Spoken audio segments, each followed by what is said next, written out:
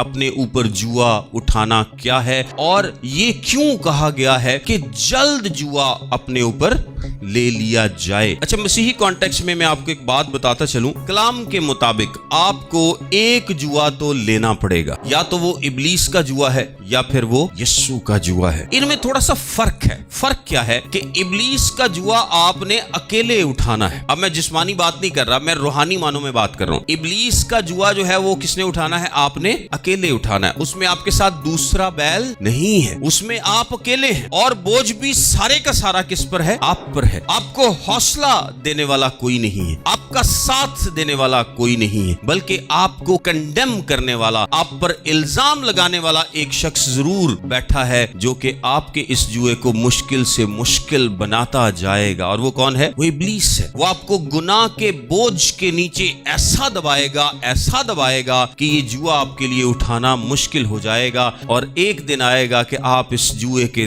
نیچے آ کر دب کے مر جائیں گے۔ لیکن دوسری طرف جو جوا ہے وہ یسوع مسیح کا جوا ہے۔ اور متی کی انجیل میں کیا لکھا ہے؟ 11ویں باب کی 28ویں اور 29ویں آیت میں لکھا ہے، اے محنت اٹھانے والوں اور بوجھ سے دبے ہوئے لوگوں، سب میرے پاس آؤ، میں تم کو آرام دوں گا۔ میرا جوا اپنے اوپر اٹھا لو اور مجھ سے سیکھو، کیونکہ میں حلیم ہوں اور دل کا فروتن، تو تمہاری جانیں آرام پائیں گی۔ اب اس کی وجہ پتہ کیا ہے؟ اس کی وجہ یہ ہے کہ ہمارے ساتھ جوئے میں 2 بیل ہوتے تھے نا، ہم اس جوئے میں اکیلے نہیں ہیں، ہم اس جوئے میں اکیلے نہیں ہیں، ہمارے ساتھ کون ہے؟ یسوع ہے۔ اور جب دونوں بیلوں کو جوتا جاتا تھا تو جو اندر والی سائیڈ کا بیل ہے اس پر وزن کم آتا تھا اور باہر والے بیل پر زیادہ وزن، یعنی اس کو زیادہ زور لگتا تھا۔ تو ہم جو نیا بیل ٹریننگ کے لیے وہ لے کے آتے تھے اس کو ہمیشہ اندر والی سائیڈ پہ رکھتے تھے، اور جب وہ ٹرین ہو جاتا تھا تو پھر اس کو باہر والی سائیڈ پر کیا جاتا تھا تاکہ اب وہ کسی اور کی مدد کر سکے۔ اس جوئے میں جو یسوع مسیح کا جوا ہے، ایک تو یہ ہمارے کندھوں کے لیے کیا ہے؟ ملائم ہے۔